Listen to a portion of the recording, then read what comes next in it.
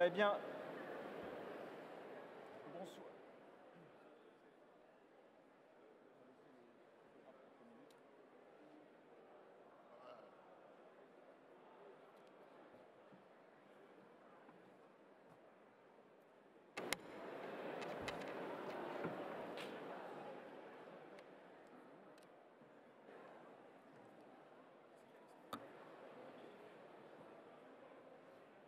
Ah ouais, les spots. On se prend tous les spots. Dernier, si jamais, justement, c'est une majorité de... silencieuse. Non, c'est la majorité des gens qui sont là. Et toi, au Brésil, chez vous. j'habite à São Paulo. Ouais. Ville gigantesque, la ville. Non, j'ai arrêté. Je fais toujours du sport, mais j'ai arrêté en 2000. 2000. Ouais. Je suis rentré en 98, j'ai joué encore 2 ans là-bas, et après j'ai arrêté. Voilà, bonsoir. Bonsoir, bienvenue à cette plénière d'ouverture de l'Université d'été du MEDEF 2013. Nous sommes 9 ce soir pour vous parler de l'esprit d'équipe. Alors, 9, je ne sais pas précisément à quel sport on peut jouer à 9. En tout cas, ce qui est sûr, c'est que c'est un sport d'hommes. Et voilà. Mais je le regrette.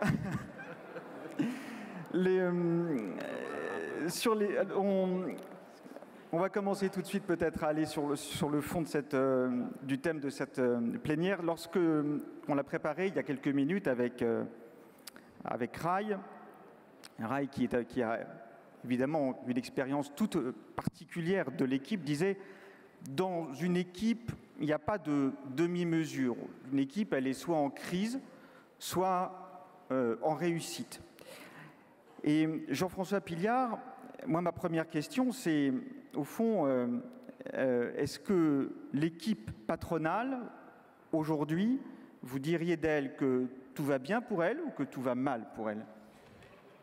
Ça commence bien.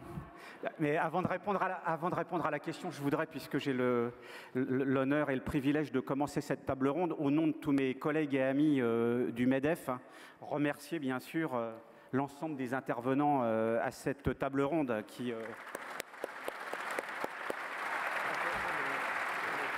Alors, maintenant, je suis contraint de répondre à la question qui m'est posée et que vous ne m'aviez pas annoncé, mais c'est toujours comme ça que ça se passe.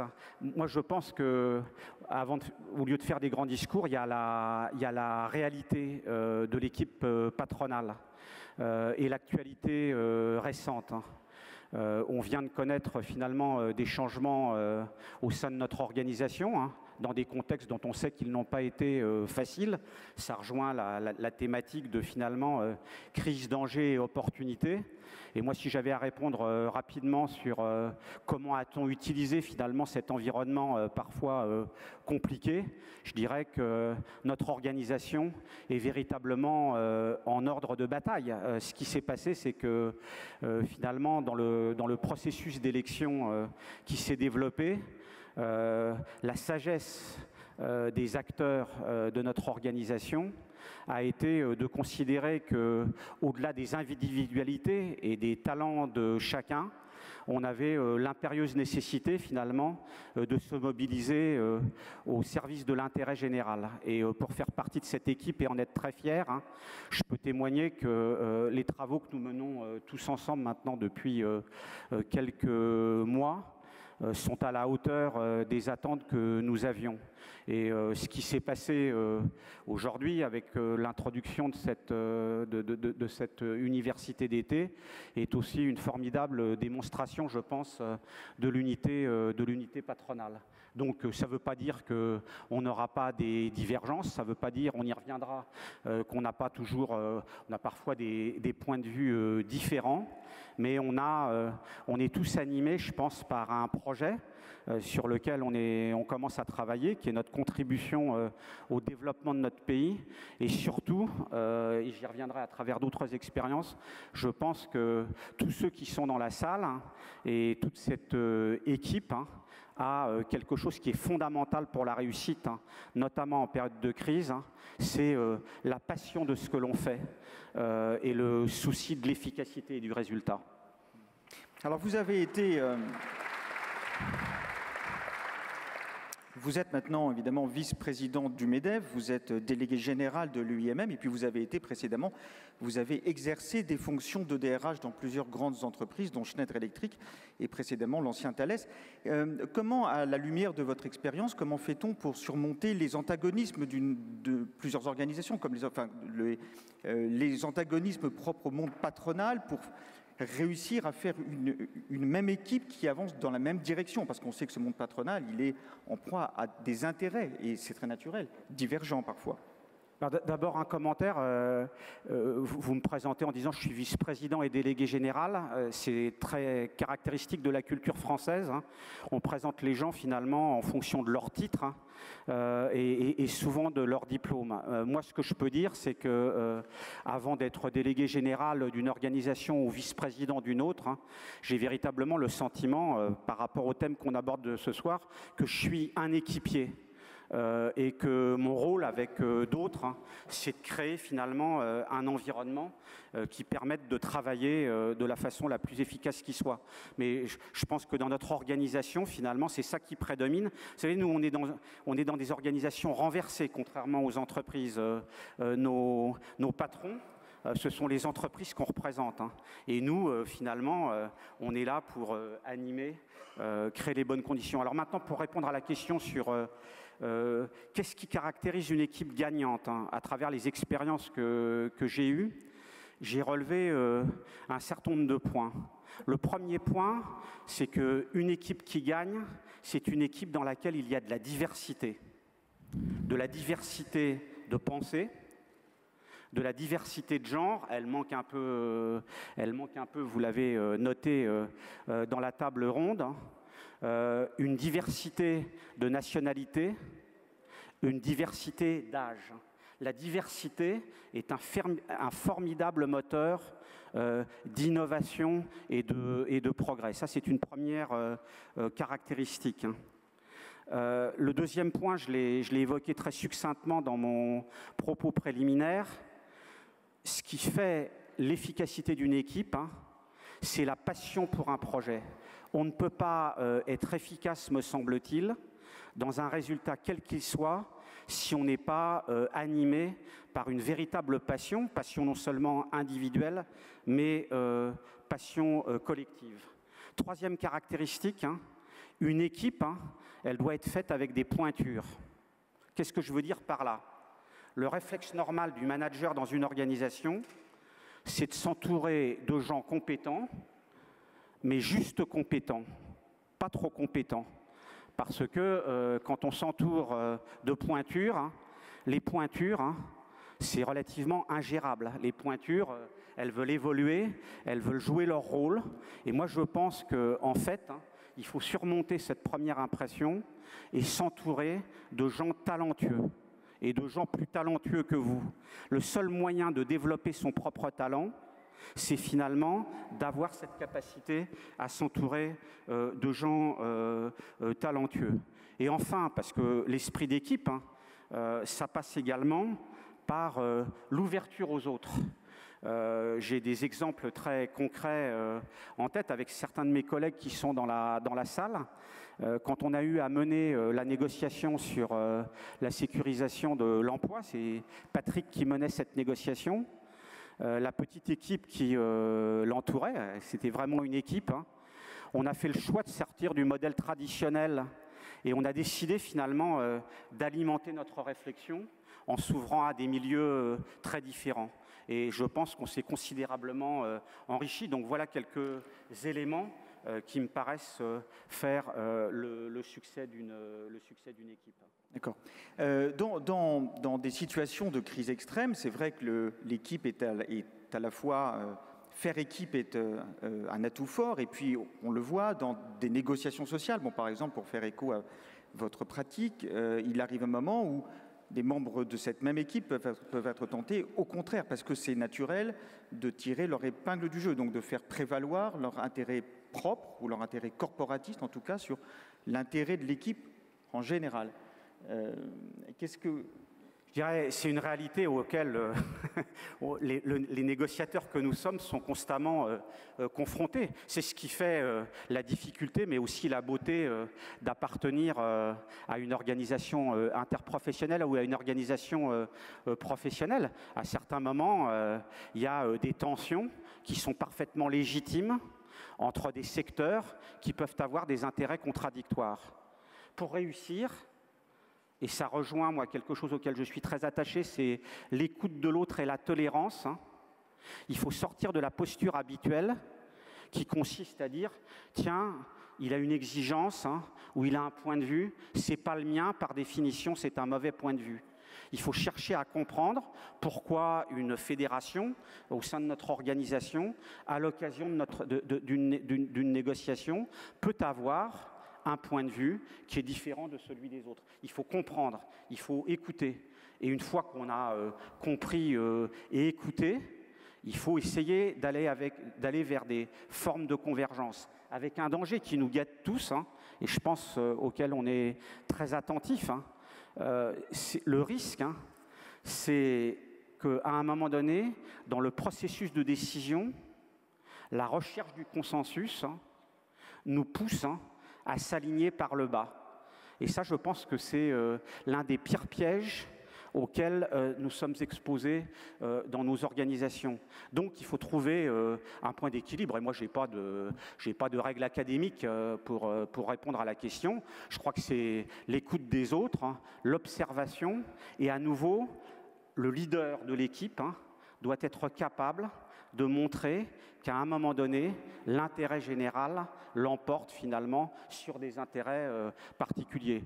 Reconnaissons, à certains moments, ça réussit, et à d'autres, moins. Mais déjà, le fait d'être lucide sur cette problématique facilite grandement l'obtention du résultat. Très bien, merci beaucoup Jean-François Piliard. Maintenant, nous allons partir assez loin, enfin loin... juste à ma gauche, mais en Afrique quand même, avec Charles Konambani. Merci d'être là, Charles Konambani, parce que vous êtes venu spécialement pour cette université d'été. Vous avez été, je le rappelle, Premier ministre de la Côte d'Ivoire sous Laurent Gbagbo entre 2005 et 2007. Et aujourd'hui, dans vos fonctions de président de la commission Dialogue et Vérité, ce n'est pas juste une organisation professionnelle que vous êtes chargé de faire travailler en équipe, c'est une nation que vous avez pour mission de réunifier et de rassembler. Je voulais savoir, au vu de votre expérience, vous avez été aussi précédemment, d'ailleurs, président de la Banque centrale d'Afrique de l'Ouest. Est-ce que c'est la plus difficile mission que vous ayez jamais eu à accomplir? Oui, c'est ouvert, je crois. Sans aucun doute. Mais je voudrais... Vous avez demandé à quel sport jouons-nous? Nous qui sommes sur la table, c'est le rugby à 9. Vous ne saviez pas. Regardez la corpulence de ceux qui sont autour de la table. Vous verrez qu'il y a des piliers, il y a des demi de mêlée. Le pilier, c'est moi. Moi, je ne vous conseille pas de me prendre dans l'équipe, hein, parce que bien. Je ne vous aiderai pas beaucoup, là. Donc, voilà. Deuxièmement, Monsieur le Président Gattaz, je vous ai écouté ce matin et vous étiez tellement préoccupé que vous avez pensé que la France pourrait descendre en 2e division ou en 3e division si certaines conditions n'étaient pas réunies. Moi, je suis persuadé que la France ne descendra pas en 2e ni en 3e division parce qu'il y aura l'esprit d'équipe qui fera en sorte qu'il y aura le sursaut nécessaire. Voilà, c'est une conviction.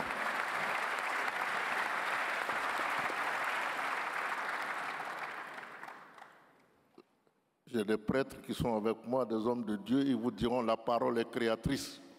Alors, il faut toujours dire de bonnes paroles, sans forcément faire la méthode Coué. Troisième observation, nous allons dire des choses qui sont connues. On est en milieu d'entreprise. L'entreprise, ce sont des hommes. Mais ce que je veux dire, c'est qu'une assemblée d'hommes ne fait pas forcément une équipe. Ne fait pas forcément une équipe. Un groupe d'hommes ne fait pas forcément une équipe. Une équipe, c'est autre chose. C'est un esprit, d'abord, et c'est un lien. Ce sont des intérêts qui unissent, forment l'équipe. Et enfin, il y a des équipes qui gagnent et puis il y a des équipes qui perdent. J'imagine que nous parlons des équipes qui gagnent. C'est pour ça que nous sommes là et c'est là la difficulté de notre tâche. On m'avait demandé si la tâche qui est la mienne est la plus difficile que j'ai jamais assumée. Oui, sans aucun doute, car il s'agit pour moi de faire de la diversité des populations qui peuplent la Côte d'Ivoire une nation, c'est-à-dire une équipe en vérité, tournée vers un même idéal, vers un même objectif, c'est-à-dire une équipe qui gagne, qui est le développement. Le développement sorti de la misère et la pauvreté. Et c'est en vérité la problématique qui se pose à tous les petits pays qui ont des potentialités qu'ils doivent transformer en richesses, qui sont poussière de population, disons-le, de fois même d'ethnie, et pourtant qui ont l'ambition d'en faire des pays et une nation. Voilà la problématique, elle est quotidienne. Elle est quotidienne. Cette problématique est d'autant plus, devient de plus en plus lourde que ces nations ou ces pays ainsi décrits sont en crise. Quand par-dessus tout, une crise vient à se produire, alors cela complique encore davantage et c'est la situation dans laquelle je suis. Comment faire revenir l'esprit d'équipe, l'intérêt national pour que ce pays qui naguère a été connu par beaucoup d'entre vous comme un modèle de paix et de développement peut redevenir ce modèle-là après avoir erré dans une aventure qui a eu pour conséquence de rompre le consensus et la confiance entre les Ivoiriens et entre les Ivoiriens et leurs amis, dont beaucoup d'entre vous font partie. Donc oui, c'est la tâche la plus difficile. Pourtant, je dis, lorsqu'on me l'a confié, que c'est parce que c'est difficile que j'ai accepté. Non pas que ce soit maso, mais parce que c'est difficile que j'ai accepté, convaincu que c'est par là qu'il faut passer pour rebâtir, pour reconstruire le pays, donc faire une équipe qui gagne. Mais alors comment on fait précisément pour redonner cet esprit d'équipe, pour insuffler cet esprit d'équipe? Parce que s'il y a bien quelque chose qui ne se décrète pas, c'est ça. Et a fortiori dans une nation qui a été durablement blessée par des mois et des années de guerre, enfin. Oui, alors il y a d'abord notre passé récent. Nous avons connu deux périodes en Côte d'Ivoire. Une première période de 30 ans, où tout le monde a loué le modèle de paix, de stabilité, de croissance et de développement. Ce modèle-là, il est présent dans l'esprit de tous les Ivoiriens. Donc c'est l'idéal. Il faut toujours évoquer le souvenir de cela. Et ce souvenir parle aux Ivoiriens dès lors que ce qui est essentiel, les acquis essentiels ne sont plus là. C'était quoi les acquis essentiels? C'était la stabilité, c'était la sécurité, c'était une vision partagée, c'était un développement régulier du pays et c'était une lutte contre la pauvreté. Ce modèle-là, il est présent.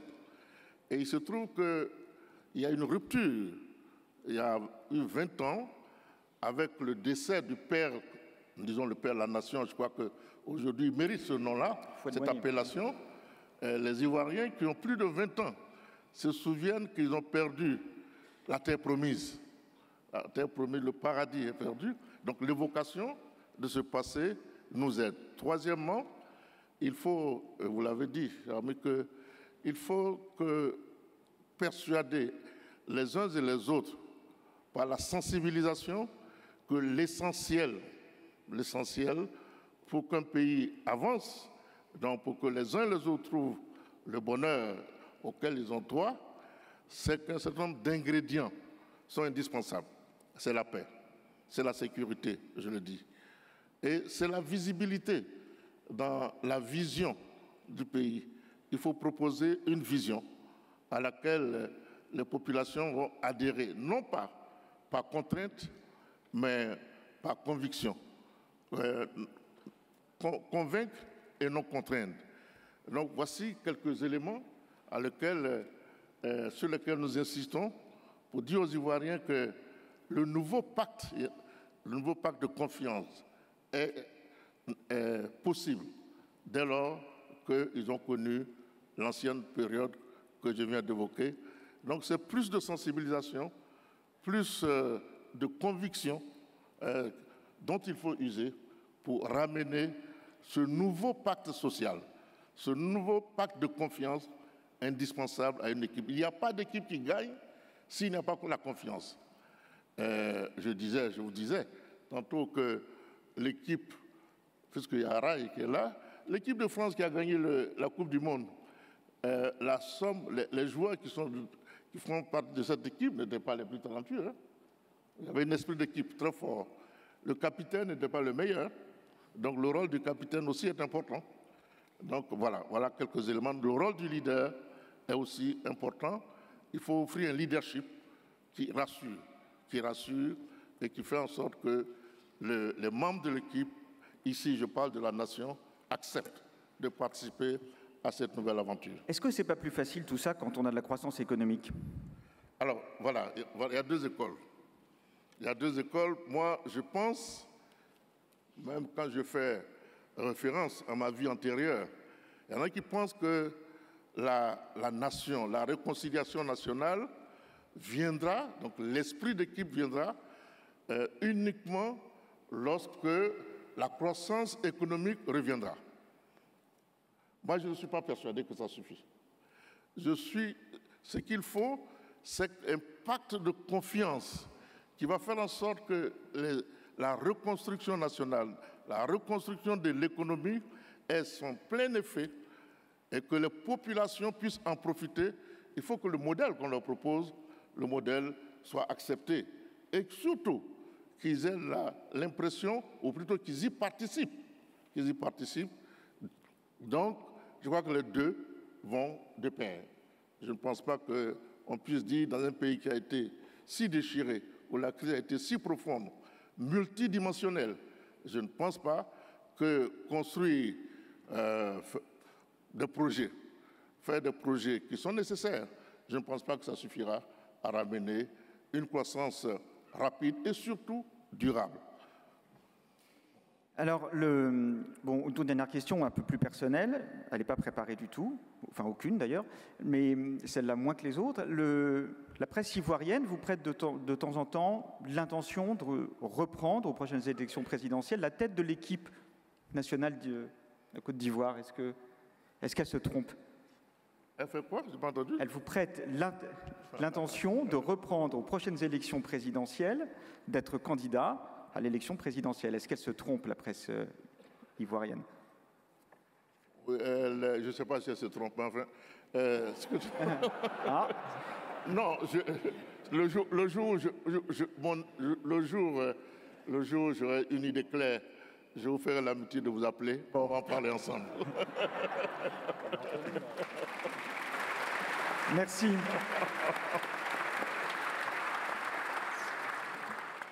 Merci Charles Konan-Banny. Robert Vassoyan, on revient en France avec un groupe très international, Cisco. Vous, votre métier, c'est précisément, vous êtes là pour ça d'ailleurs ce soir, de mettre les gens en relation entre eux, de connecter les gens par des réseaux, et notamment vous êtes très en pointe, je crois, sur la téléprésence qui permet, entre autres, mais à quelques militaires français qui sont sur des terrains d'opérations extérieures, d'être en relation par une image de très haute définition avec leur famille en France. Au fond, tout ce dont on parle là ce soir, l'esprit d'équipe, le fait que les gens progressent en collaborant ensemble, est-ce que ce n'est pas tout le contraire de ce qu'on apprend dans les écoles de management? C'est-à-dire on apprend plutôt aux futurs cadres à tuer l'autre plutôt qu'à l'aider.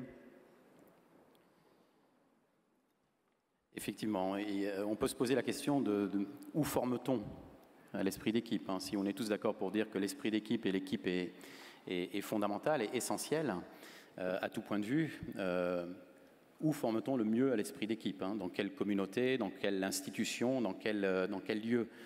Et moi j'ai envie de dire, et c'est pas seulement le cas de Cisco, même si nous vendons des systèmes de coopération et de collaboration, et c'est vrai que même si on a de très très bons produits, si nous ne sommes pas collaboratifs nous-mêmes, nous ne serions pas crédibles à proposer ces solutions pour nos clients. Moi j'ai envie de défendre l'idée que l'entreprise, c'est ce qui est le risque. La définition de l'entreprise, c'est le risque, matin, midi et soir. Et le risque sans équipe, sans esprit d'équipe, c'est de la folie, c'est suicidaire. Et j'ai vraiment envie de défendre l'idée de dire que l'entreprise, malgré les clichés qu'on nous sert, n'est pas seulement le lieu du conflit social ou le lieu du rapport de force. Bien sûr, il y a ça. Dès qu'il y a un collectif, il y a ça. Mais c'est avant tout le terreau de l'esprit d'équipe. Tout simplement parce qu'il n'y a pas de performance durable en entreprise sans cohésion, sans partenariat, sans solidarité. Solidarité entre dirigeants et collaborateurs, solidarité entre collaborateurs, mais aussi et surtout solidarité entre tous les maillons de l'écosystème dans lequel opère une entreprise. Les actionnaires, les clients, les employés, les partenaires sociaux, les partenaires externes. Les entreprises les plus performantes sont celles qui savent préserver cet équilibre global. Et chaque fois que vous allez privilégier un maillon par rapport à un autre, vous allez le payer à un moment. Et donc, fondamentalement, il faut travailler à cette idée. Et ce qui est intéressant, c'est que je pense que quand on dit ça entre chefs d'entreprise, on le vit tous comme une évidence. Pour moi, c'est une évidence, ça. Mais comment se fait-il que ça soit si peu noté? Et comment se fait-il qu'on ne le fasse pas réellement? Comment se fait-il qu'on ne soit pas formé à ça, pour reprendre votre question? Et franchement, je ne sais pas où est-ce qu'on forme à l'esprit d'équipe, en dehors aujourd'hui de l'entreprise. Moi, je suis frappé de voir tous ces jeunes qu'on embauche régulièrement et qui arrivent effectivement formés pour réussir, pour briller, pour exceller, mais individuellement. Et si je n'étais pas politiquement correct, je dirais formés pour effectivement vaincre et écraser l'autre. Et ceux qui réussissent sont ceux qui finissent par comprendre qu'il n'y a pas de succès en entreprise en dehors de l'équipe, que vous ne pouvez pas gravir les échelons au détriment des autres, que diriger, et je pense que c'est Jean-François Pillard qui l'a un petit peu évoqué, diriger, c'est recruter et conduire des gens qui sont meilleurs que vous. Mais combien de nous faisons ça? Combien de nous avons-nous le courage de mettre en avant, de promouvoir, de développer, de constituer des équipes avec des gens qui sont mieux formés, plus compétents, plus brillants, et de se sentir en sécurité malgré ça. Et c'est ça toute l'alchimie du leadership et de l'équipe. Et je pense que ça commence par les leaders, effectivement. Ça commence par les leaders, mais ça commence aussi par le fait de comprendre que c'est l'intérêt de l'entreprise. Parce que ce n'est pas juste par altruisme que l'entreprise va développer le sens de l'équipe, sauf si l'altruisme est compatible avec la performance ou avec l'intérêt bien compris. Moi, j'ai la chance de travailler pour une entreprise, de diriger la filiale française d'une entreprise qui a mis l'esprit d'équipe au centre de sa culture, au centre de sa stratégie, non pas parce qu'on est meilleur que les autres, mais parce qu'on a fini modestement par comprendre que dans notre marché, qui est un marché ultra compétitif, un marché qui évolue extrêmement vite. Vous savez, on a beau être l'entreprise la plus forte, la plus robuste, la plus riche du monde dans le high-tech, si vous ratez une vague, vous disparaissez. Et sur un marché comme celui-là, on a compris que ce n'était plus possible de performer avec un modèle, comme on dit, top-down, un modèle de commande et contrôle, et qu'il fallait construire des équipes collaboratives, c'est-à-dire des collaborateurs responsabilisés, autonomes, avec des périmètres souples, je dirais même des périmètres flous, échangeants et évoluants. C'est un peu le management quantique. Et c'est ça qui nous permet aujourd'hui de prendre des risques, et c'est ça qui nous permet d'innover. Et ce qu'on a fait en interne, on l'a fait également vis-à-vis de l'externe, vis-à-vis du monde de nos partenaires, de l'écosystème. Et je vais vous donner un exemple. C'est cette notion qu'on évoque souvent de la responsabilité économique et sociétale. Je vais donner un exemple concret par rapport à ça. Ça fait 5 ans que nous sommes dans la crise. Je pense qu'on le sait tous, on le vit tous depuis 2008, depuis les subprimes. Et même si une entreprise comme Cisco a les reins solides, nous travaillons tous les jours, nous dépendons en fait d'un écosystème de partenaires, de revendeurs, de distributeurs, de sociétés de services, 70 000 au niveau mondial, 3 500 en France, peut-être que certains sont ici dans la salle, qui eux peuvent à un instant T être un petit peu plus fragiles. Et nous avons décidé, dès le début de la crise, de les soutenir financièrement. Par toute une série d'initiatives, d'investissements, de programmes, de facilités de paiement, y compris en utilisant notre cash. Et nous avons suivi ça tout au long de la crise. Et nous sommes capables de dire aujourd'hui, et nous en sommes très fiers, que notre écosystème est globalement et collectivement plus rentable, plus profitable aujourd'hui qu'il ne l'était avant la crise. Et c'est ça aussi l'esprit d'équipe. Et encore une fois, ce n'est pas par altruisme, c'est par intérêt bien compris. C'est par le sens des responsabilités.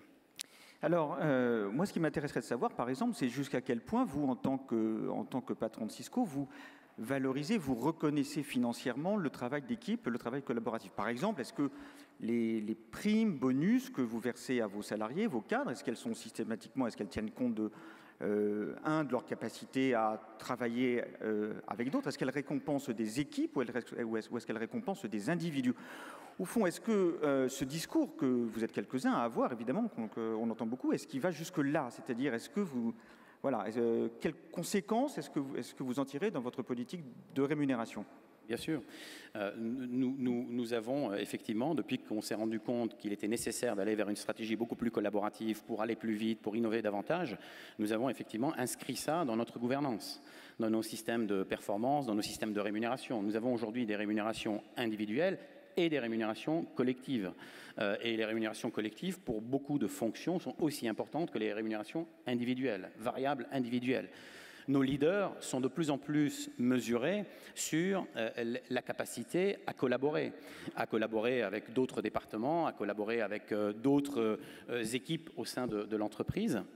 Nous encourageons nos leaders, nos dirigeants, à avoir une approche altruiste d'une certaine manière et à ne pas regarder leurs équipes et leurs ressources comme leurs ressources propres, mais à essayer de tenir compte de l'intérêt général. Et donc, nous mesurons les leaders sur leur capacité à faciliter la rotation des équipes au sein de leur département, mais également d'un département à l'autre. Si à un instant T, un département doit dégraisser au profit d'un autre département qui, lui, est en situation de boom, en situation de besoin de ressources, on sait tous que dans les grandes entreprises, c'est difficile à faire, il y a des politiques internes, etc. Nous mesurons aujourd'hui nos leaders sur leur capacité à faire ça.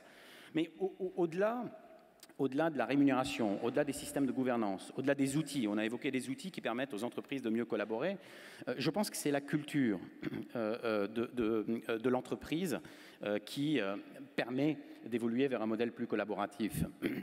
Et faire évoluer une culture pour favoriser l'esprit d'équipe, c'est quelque chose qui est tout un art, qui est peut-être le travail d'une vie. Je ne pense pas qu'il y ait de recette miracle par rapport à ça. D'ailleurs, si je connaissais la recette, je pense que je serais très riche et très célèbre. J'écrirais peut-être des bouquins de management au lieu de jamais les lire. Non, je pense que c'est une question d'état d'esprit. Maintenant, c'est vrai, et pour reprendre un petit peu les exemples qui ont été cités, il y a un certain nombre d'ingrédients qui permettent de favoriser l'esprit d'équipe en interne et en externe.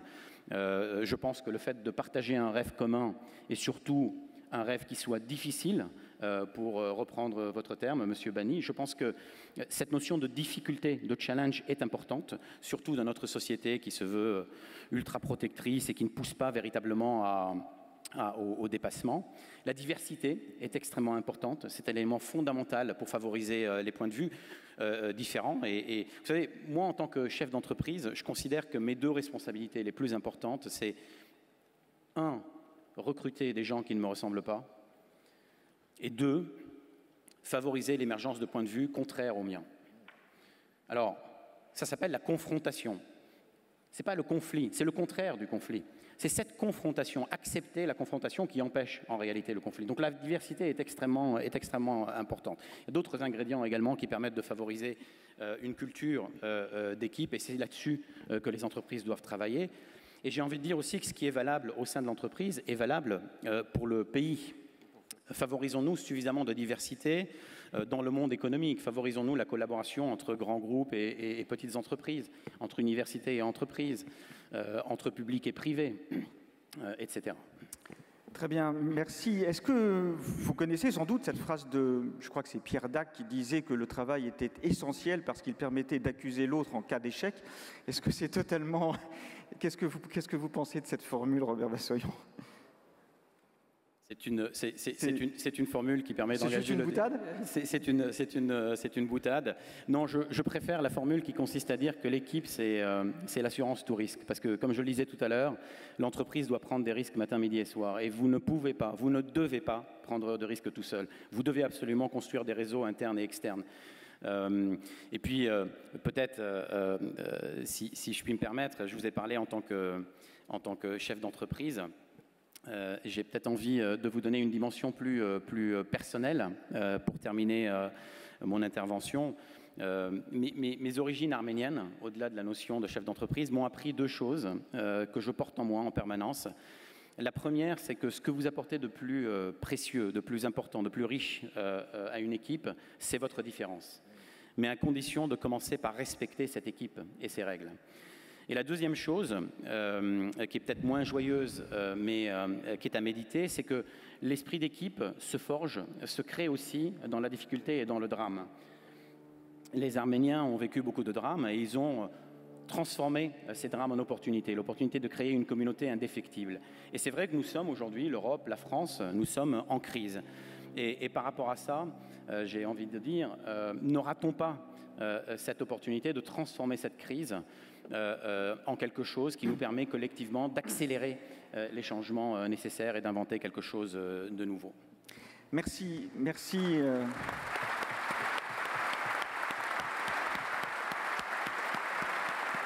De ce témoignage riche d'enseignements et en même temps très personnel. Je voulais maintenant marquer une toute petite pause musicale. Vous restez en place. On va entendre quelques... Si la régie veut bien envoyer...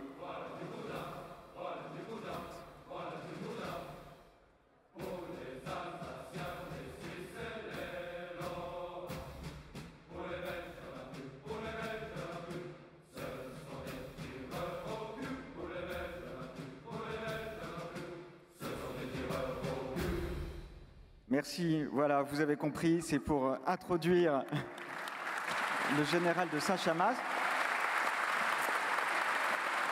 commandant de la Légion étrangère depuis 2 ans. Alors, voilà, Légion qui a, je fais un peu de promotion, qui a enregistré pour vous un CD de chants de la Légion paru, s'il vous plaît, à la Deutsche Grammophon.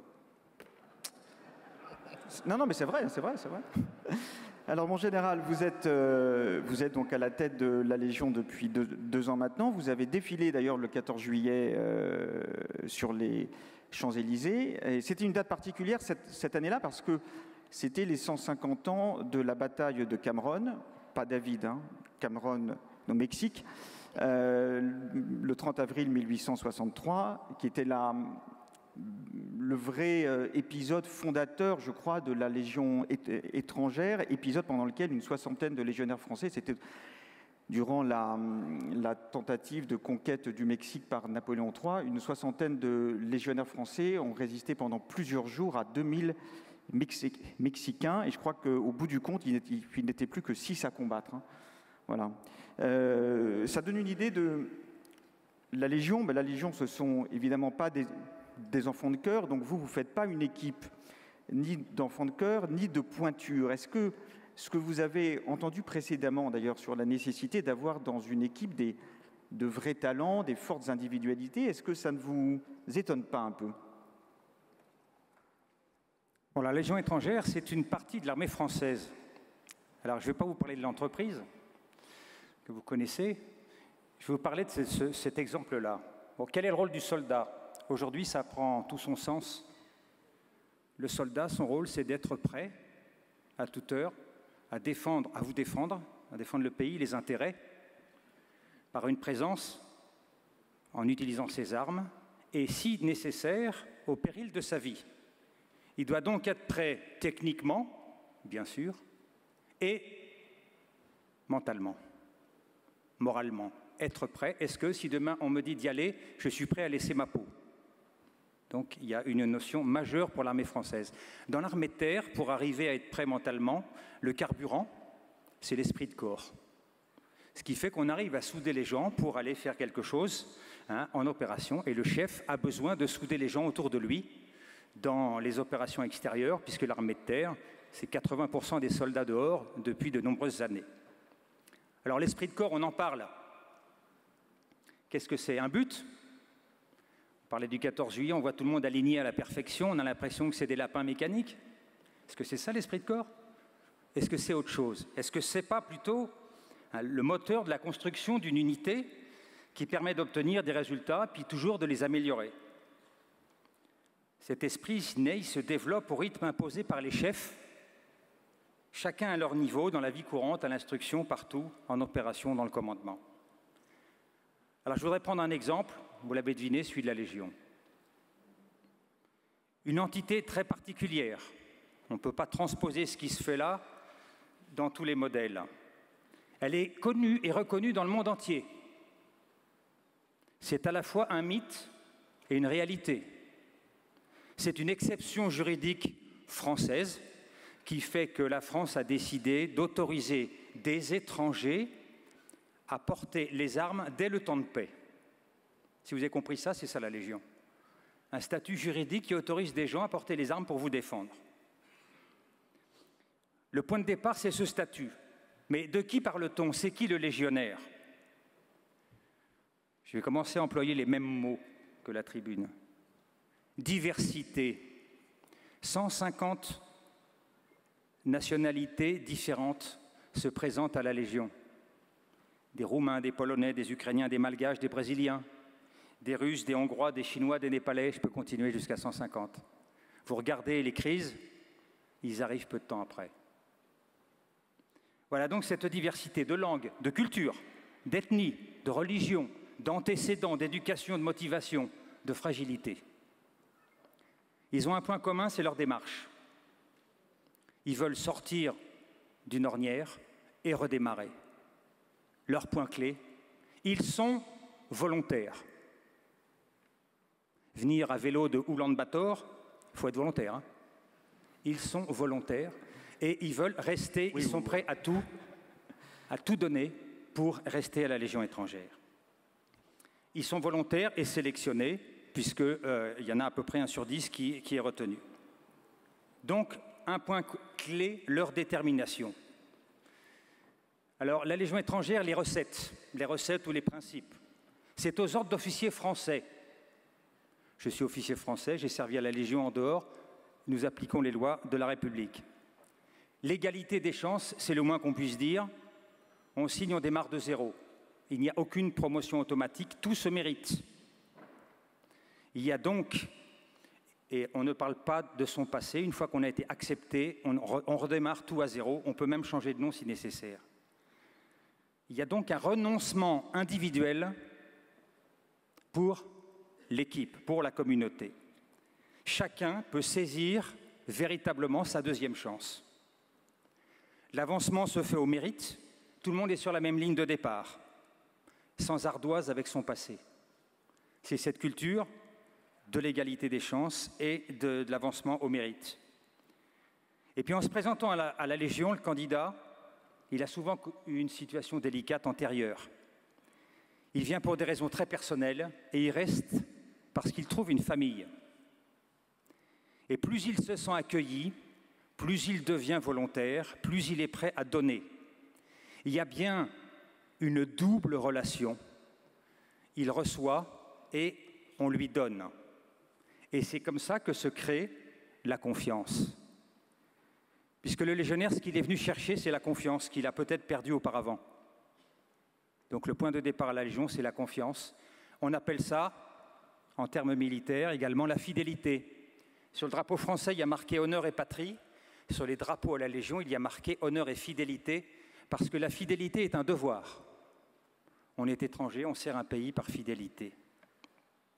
Autre caractéristique, ils ne parlent pas français à l'arrivée. Mais il y a une chose qu'ils savent tous faire très bien, c'est juger. Quelle que soit la culture, ils savent juger celui qui les commande. Ils voient tout, ils jugent tout. Il est donc indispensable pour les commander d'être naturels et limpides. Il faut donc avoir un comportement exemplaire. Alors on parle souvent de discours exemplaires. Le plus dur, c'est d'avoir la cohérence entre le discours et le comportement, et également être prêt à reconnaître ses erreurs, parce que je ne suis pas parfait, je crois qu'il y en a d'autres, et lorsqu'on reconnaît, lorsqu'on arrive à tirer les enseignements des erreurs, on progresse. C'est vrai à la Légion, je pense que c'est vrai ailleurs.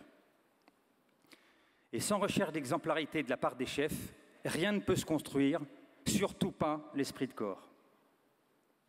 Alors le général Patton, il avait une formule un peu crue, il disait les hommes c'est comme les spaghettis, pour les faire avancer, il ne faut pas les pousser, il faut les tirer.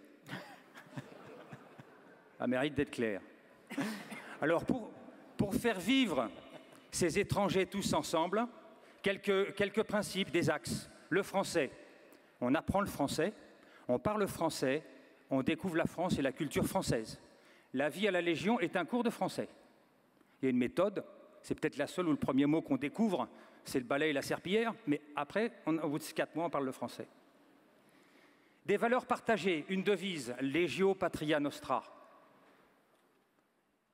Une devise, parce qu'il ne vient pas forcément pour la France, même s'il a entendu parler de la France, il vient et il reste parce qu'il trouve la Légion.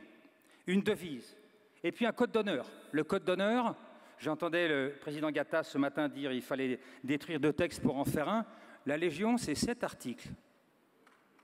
7 articles. Hein?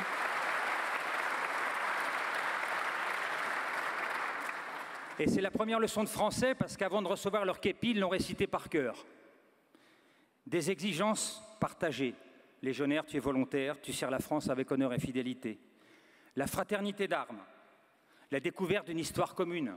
Respectueux des traditions, attaché à tes chefs. Bon. La fierté de l'état de légionnaire. C'est fondamental. Le légionnaire est fier. Il a besoin, comme tous les oiseaux blessés, il a besoin qu'on le lui dise. T'es fier, on est fier de toi, et il ira encore plus loin. La culture de l'effort. Tu t'entraînes avec rigueur, hein, toujours plus. Et puis le culte de la mission et du surpassement. Tu fais la mission si nécessaire au péril de ta vie. Alors tout ça, ça se vit. Et pour ça, il faut Alors il y a un esprit commun, qui est l'esprit de Cameron qui a été présenté. Et puis une histoire commune. Aujourd'hui, alors qu'il n'y a pas un sou partout, la Légion, elle a reconstruit son musée. 2 millions d'euros pour construire sur un terrain militaire ce bâtiment qui est aujourd'hui quasiment le Louvre du légionnaire. Superbe musée, je vous y invite quand vous le voulez. Le légionnaire est accueilli, il visite son musée. Quand il quitte la Légion, il vient voir les pages qu'il y a écrites. Il se raccroche à quelque chose, sa famille, son histoire, ça devient la Légion. Tout ça, pourquoi? Parce qu'il a besoin de repères. Et ces repères, dans la culture, c'est d'exprimer son appartenance. Il fait un serment quand il s'engage comme légionnaire. On lui remet le képi blanc. S'il a le droit, il privilège de défiler au 14 juillet, où il sent dans l'applaudissement des Français la reconnaissance de son parcours. C'est l'adhésion à des valeurs, d'exigence, de surpassement dont j'ai parlé. Quand un ancien légionnaire se présente dans votre entreprise, une seule consigne, vérifiez que c'est un ancien légionnaire. Parce qu'il y a beaucoup, c'est un fantasme masculin de se présenter comme ancien légionnaire. Vérifiez que c'est un ancien légionnaire et vous pouvez l'embaucher, vous ne serez pas déçus.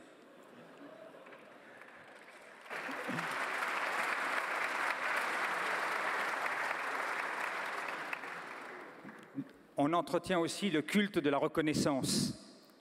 Et puis, c'est une famille, donc il y a des anciens. C'est tellement une famille que j'ai un privilège, j'ai une tombe de fonction. J'espère que ça vous impressionne. Si je meurs en service, il y a un endroit où je peux être enterré, c'est un privilège. Donc la solidarité, que fait-on des anciens? Certains rebondissent dans la vie, certains de façon admirable, d'autres moins bien, certains sont cabossés. Vous connaissez les Invalides à Paris? Pour la Légion, l'institution des Invalides de la Légion étrangère les accueille pour ces cabossés de la vie. Ils sont accueillis là et c'est financé par la Légion étrangère, par les amis de la Légion. Il y a des activités occupationnelles. L'une d'entre elles, ils font du vin. Comment s'appelle ce vin? Esprit de corps. L'esprit de corps. Vous pourrez en commander pour tous vos séminaires de rentrée. Voilà. Ah non, il n'y en aura pas assez, je crois.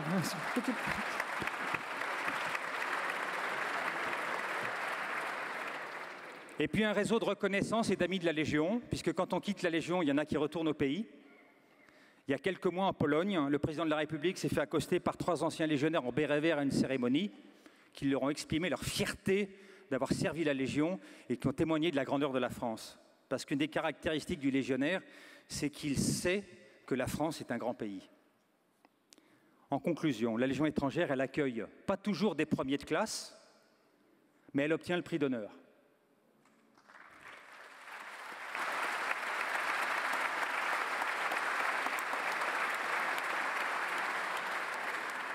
Elle accueille une richesse humaine exceptionnelle dans un cadre établi c'est clair, ce n'est pas le candidat qui fixe la couleur de la cravate, hein. C'est moi. Bon. Il est accueilli dans un cadre établi. La Légion l'accueille, le protège de ses défauts antérieurs, le protège de son passé et lui donne. Donc sa démarche témoigne de l'image et de la grandeur de notre pays. Enfin, la Légion est une ambassadrice de la France dans le monde, car la fierté du légionnaire demeure lorsqu'il quitte les rangs de la Légion d'active et qu'il devient un ancien. La Légion fait de lui un bâtisseur. Partout où il va, il construit. Mais c'est un bâtisseur reconstruit. La pédagogie de la Légion étrangère pousse à l'extrême le processus de construction de l'esprit de corps, accueillant des hommes en déséquilibre, préoccupés par un rebond individuel. Elle leur offre de le transcender et d'adhérer à un esprit d'équipe, à un esprit de famille et à ses valeurs. Ils sont venus pour eux, ils restent pour la Légion. Donc si je devais conclure en chef d'entreprise, je dirais qu'en fait c'est une entreprise de 7000 hommes et ils veulent tous faire encore plus que ce que je leur demande. Ils adhèrent à ce schéma, deviennent prêts à se surpasser, à mourir si nécessaire pour un pays qui n'est pas le leur. C'est l'abnégation poussée au paroxysme et c'est cela qui leur vaut, je l'espère, l'estime des Français.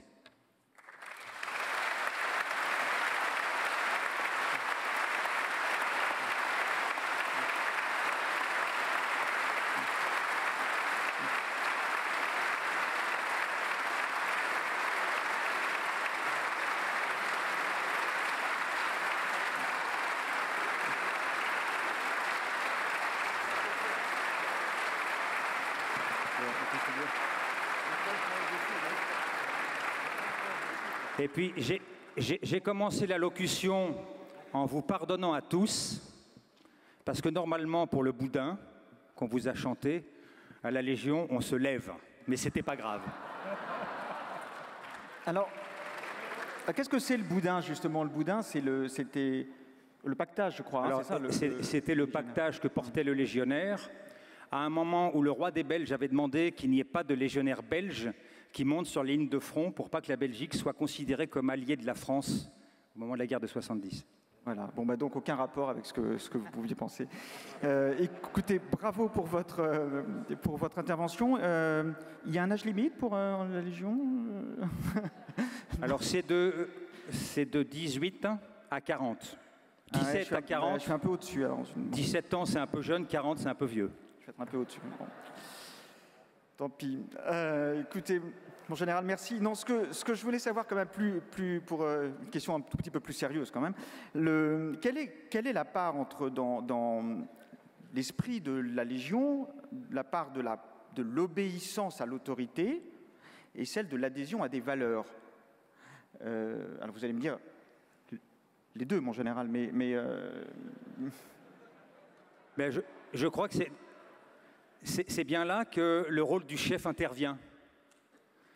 C'est-à-dire que les valeurs, soit c'est une leçon de grammaire qu'il faut apprendre, et c'est très vite pénible, soit c'est faire comme le chef. Et à ce moment-là, on a envie de le doubler et on se surpasse sans avoir l'impression d'apprendre une leçon. Très bien, merci beaucoup, bravo. Alors,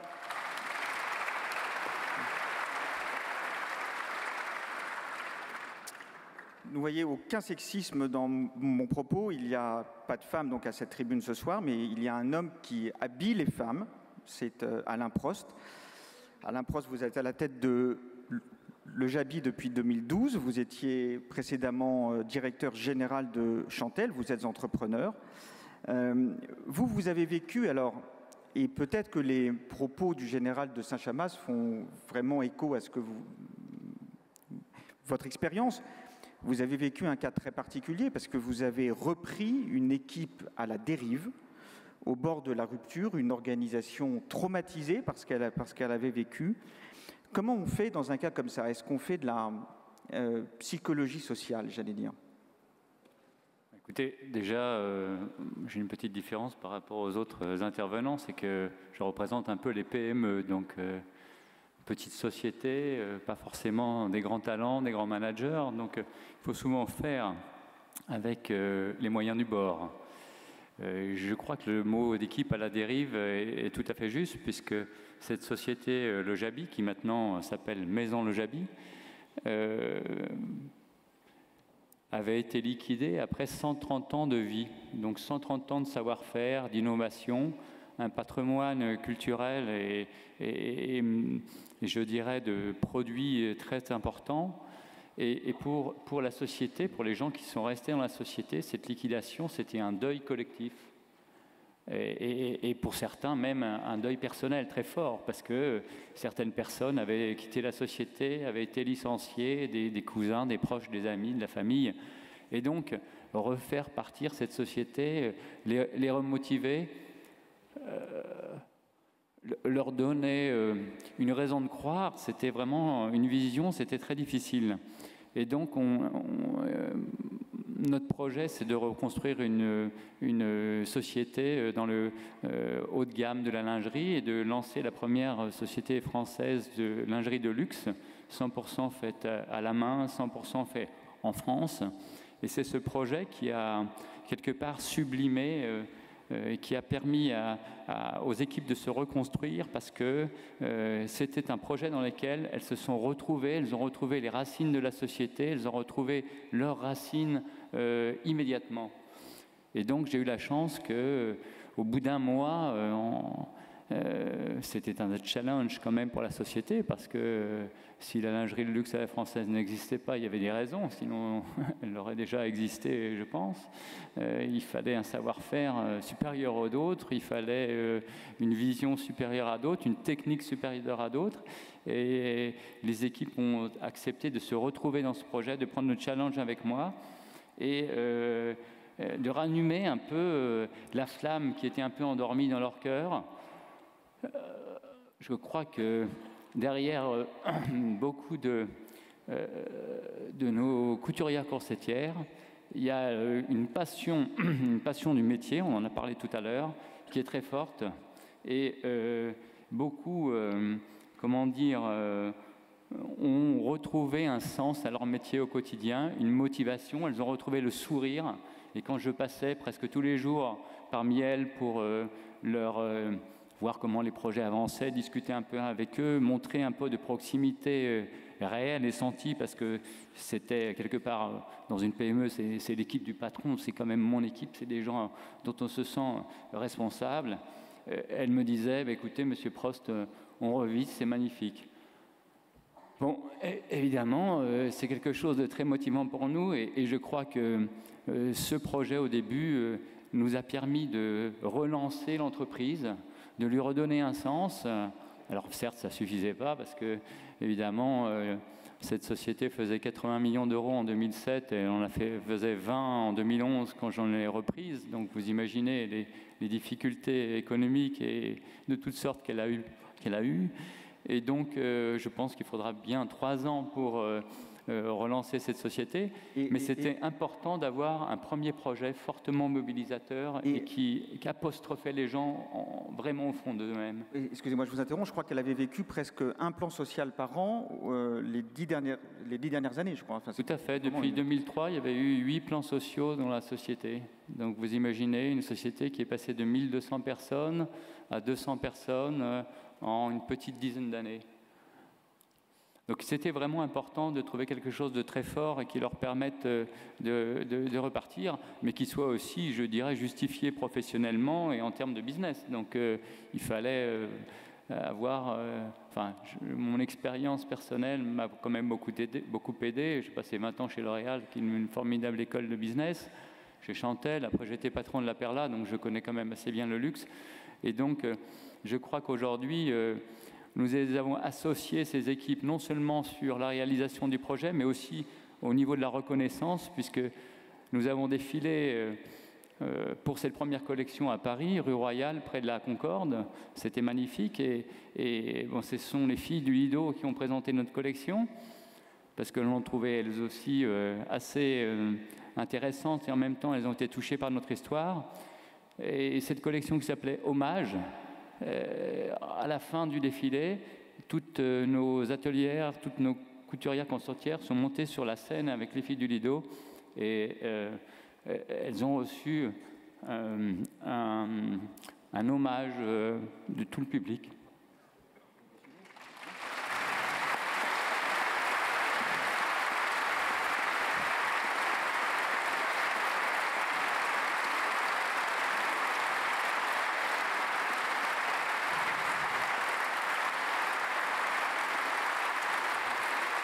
Merci.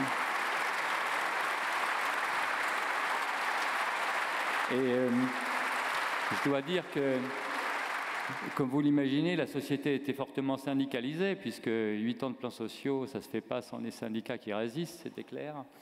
Et donc, je dois dire que les syndicalistes qui sont en grande partie restés, par les reprises qu'on connaît un petit peu quand même, eh bien, ce sont aujourd'hui les premiers partenaires, mes premiers partenaires au quotidien. Elles poussent l'entreprise à aller toujours plus loin, à aller de l'avant. Et je ne sais pas si on peut appeler ça des talents, mais enfin, en tout cas, ce sont des partenaires avec qui on a une confrontation positive très intéressante. Et c'est aussi, quelque part, sans doute, un nouveau modèle de cohésion sociale, au moins dans les PME et peut-être aussi dans d'autres entreprises et dans d'autres cas qui peuvent aujourd'hui, pour nous, Français, être intéressants.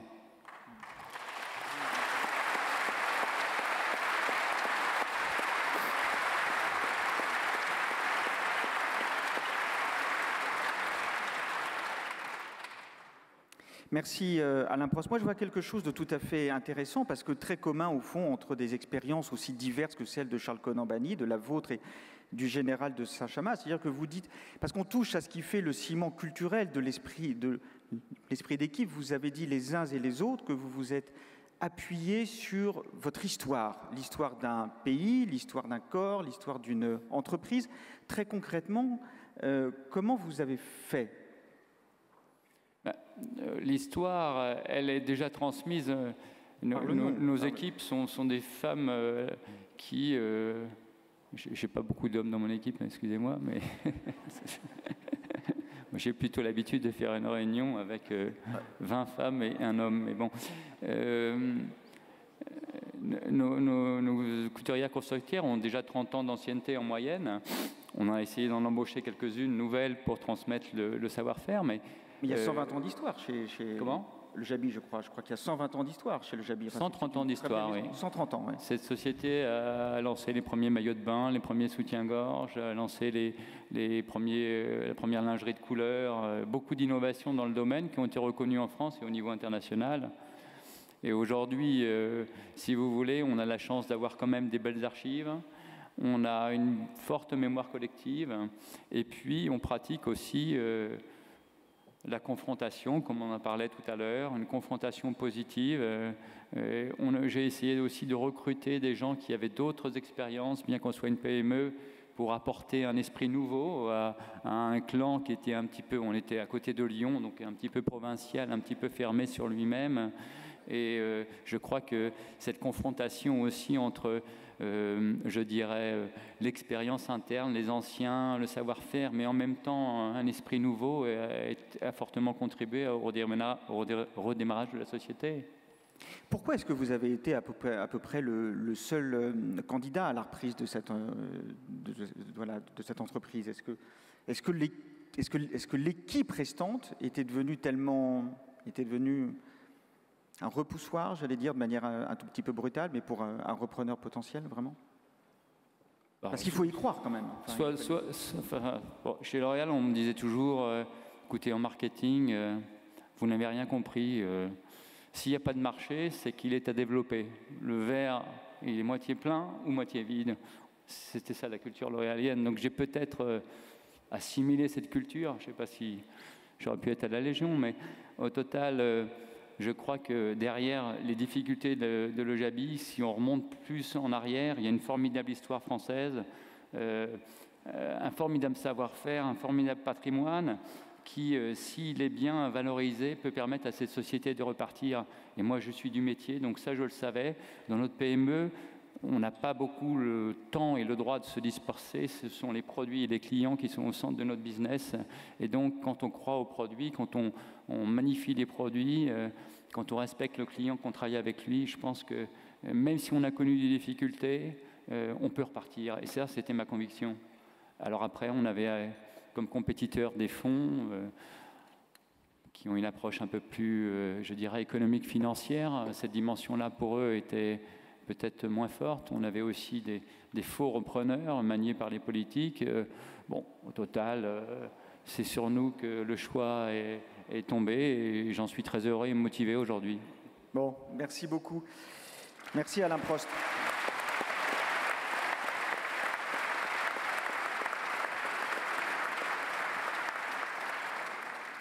Nous poursuivons cette plénière avec le père Jean Akiki. Vous êtes arrivé, mon père, du Liban hier soir, et donc nous vous remercions tout particulièrement de votre présence aujourd'hui à l'Université d'été du Medef. Vous êtes prêtre maronite, philosophe, théologien, et donc vous enseignez à l'Université Saint-Esprit de Kaslik au Liban. J'ai une question qui est au fond assez simple et très compliquée, mais est-ce que l'esprit d'équipe est de l'ordre de la révélation? C'est une question pour un prêtre.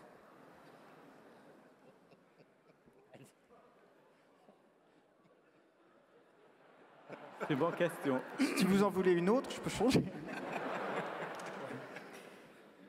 Je vais répondre, mais permettez-moi d'abord, j'aimerais bien saluer l'équipe qui a organisé cette rencontre aujourd'hui.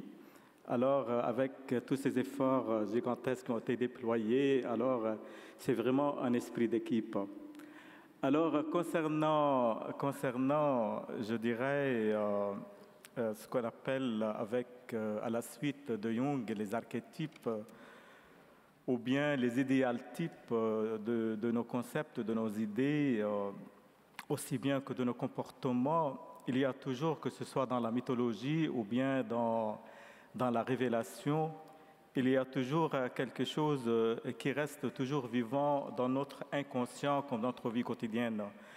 C'est vrai que l'esprit d'équipe, pour nous, chrétiens, on l'appelle, suite à une traduction grecque, la kinonia, c'est Chautaufout en syriaque, c'est-à-dire la vie en communion dans la Sainte Trinité.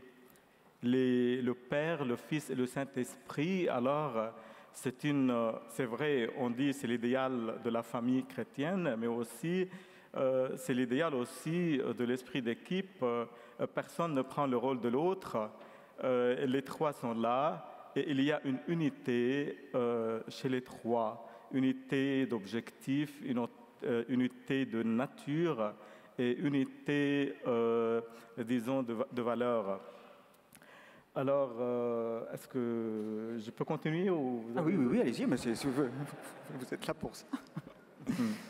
Donc, parler d'esprit d'équipe, je le vois comme étant une valeur humaine. Une valeur humaine parce que vous savez très bien qu'après Aristote, l'homme, c'est vrai, il est sociable par nature, mais chez Aristote, il est en puissance, il n'est pas en acte. Il devient un acte avec Kant par l'éducation. L'homme devient homme par l'éducation. Alors, pour moi, en tant que pédagogue, j'ai dans mon parcours pédagogique plusieurs étapes, dont préfet de cycle moyen dans un petit collège, puis doyen. Donc, il n'y a pas de projet éducatif, ce n'est pas un projet d'équipe, avec des objectifs bien précis, avec des méthodes, avec des moyens. Et parmi ces moyens, ce sont les compétences des membres de cette équipe-là.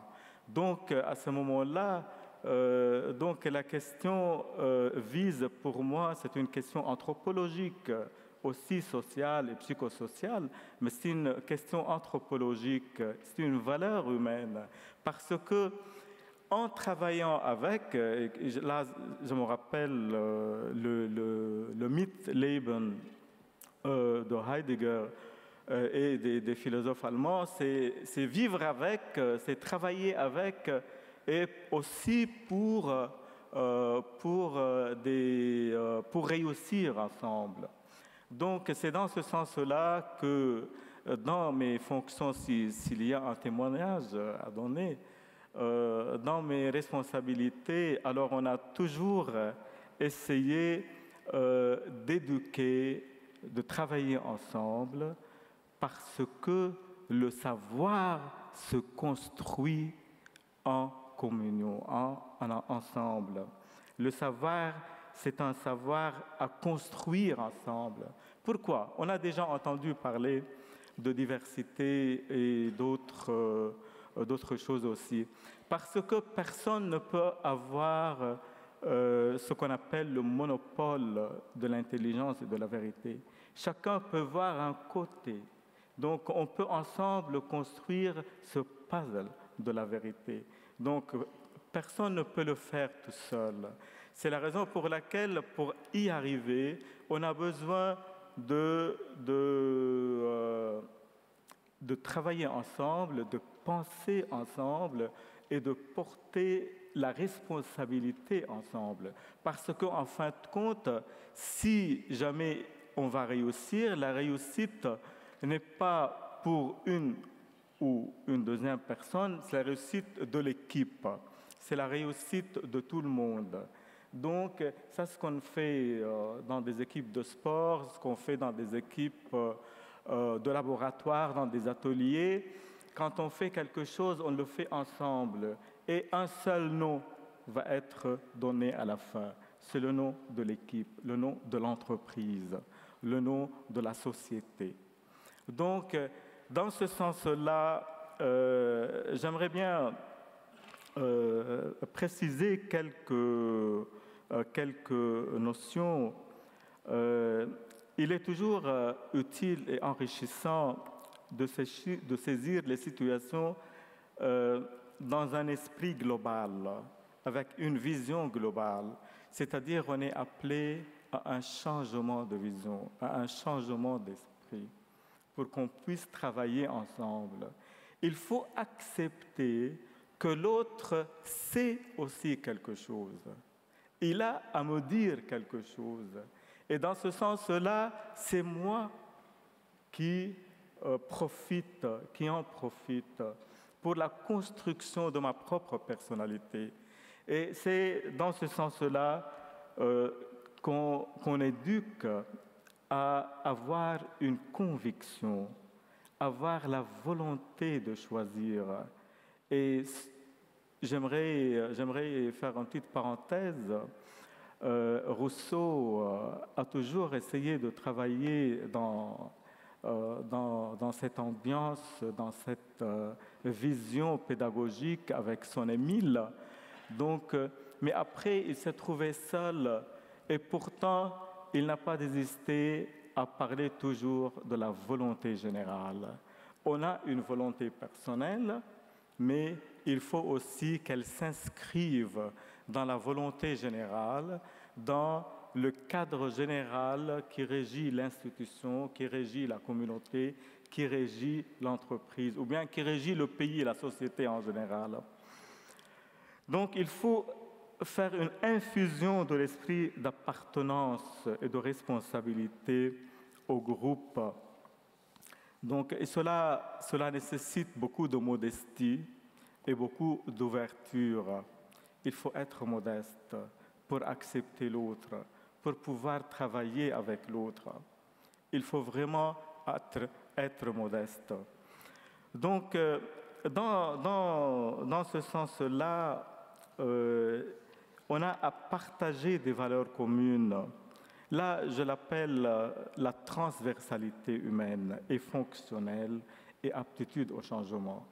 Aussi, dans nos universités, heureusement, nous sommes aussi dans un cadre universitaire. Alors, actuellement, dans toutes nos recherches, et que ce soit dans des ateliers de recherche scientifique ou bien en sciences humaines, alors on parle beaucoup de recherche pluridisciplinaire et transversale. Donc, parce qu'il n'y a pas des monopoles dans la science, il n'y a pas des visions uniques. Il faut que tout mène au but. Et quand on est plusieurs, alors, comme vous dites français, variété fait beauté. Donc, dans ce sens-là,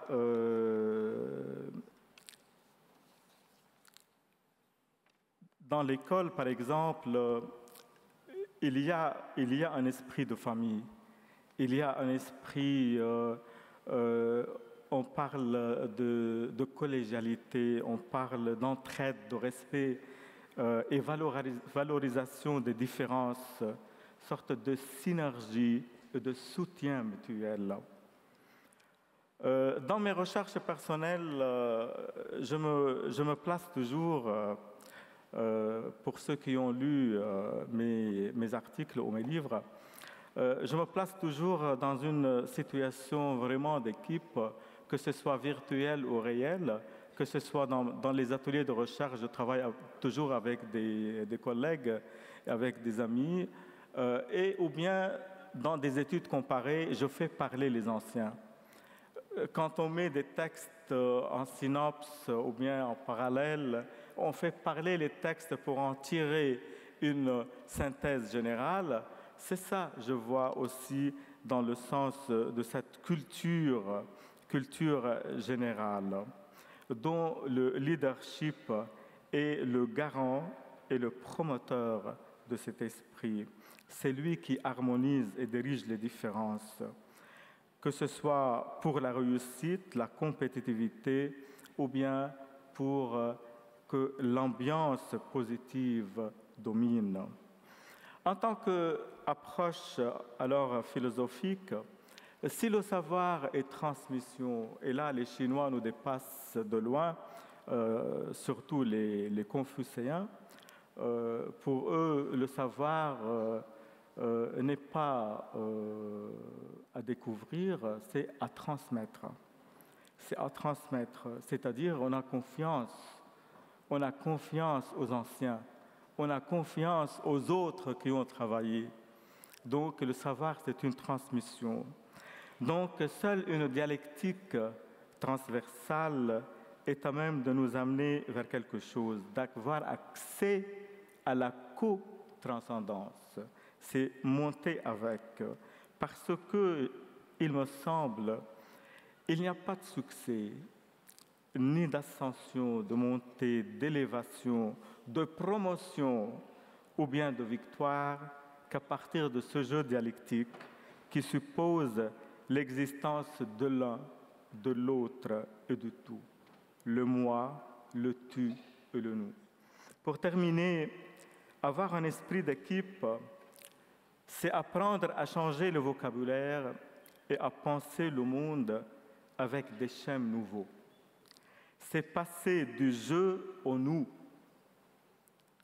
passer du jeu individuel au nous collectif, intégrer le temple du savoir ouvert à l'infini, mettre en avant des valeurs comme le sens de la responsabilité, l'esprit d'entreprise, le respect, le professionnalisme et la recherche de l'excellence, le summum de toute déontologie professionnelle.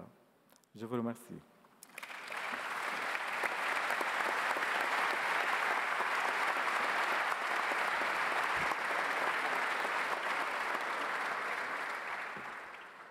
Merci mon père pour ce plaidoyer pour le travail d'équipe. Vous nous avez parlé, ça m'a un peu surpris, beaucoup de communautés de savoir, de l'intelligence. Vous avez dit au fond, c'est une manière de progresser ensemble. Et c'est vrai que moi je m'attendais de votre part, enfin de la part d'un homme d'église, que vous nous parliez plutôt de morale, de bien, c'est-à-dire que travailler en équipe, ça sert à faire le bien.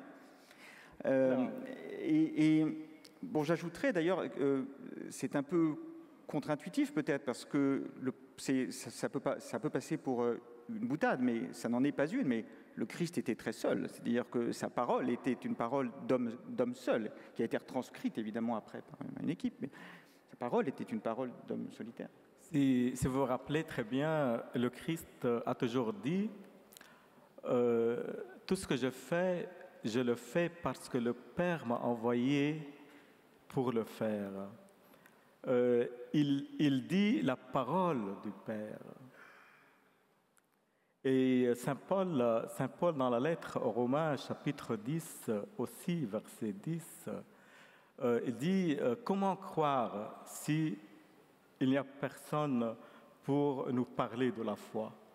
Et comment il y a quelqu'un qui prêche s'il n'a pas été envoyé? » Alors, la foi, c'est une transmission qui remonte au Père via le Christ, le Fils.